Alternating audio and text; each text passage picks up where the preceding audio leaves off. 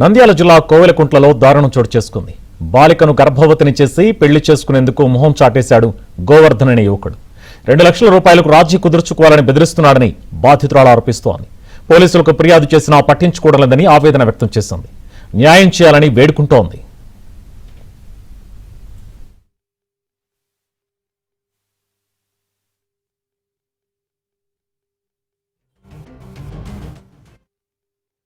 కోవెలకుంట్ల మండలం మాది బసిరెడ్డి బాయి. ఇది నా పేరు ఖైరుంది.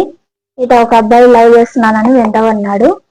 నేను చేయనని చెప్పి మా అమ్మ వాళ్ళకి కానీ చెప్తే మా అమ్మ వాళ్ళు ఒకసారి అడిచింటే మా అమ్మ వాళ్ళు స్టేషన్ కాడికి కానీ కంప్లైంట్ ఇచ్చింటే సార్ వాళ్ళు కానీ అడిచి పంపించింది. కానీ ఆ పిల్లడు ఏం వదిలిపెట్టలేదు. ఆ పిల్లడు సతాయిస్తుంటే నేను కానీ నమ్మి ఆ పిల్లడు పిలిచింటే పోయింటే శారీరకంగా ఒకటైనా ఇప్పుడు పెళ్లి చేసుకోనని తిరుక్కుంటున్నాడు సార్.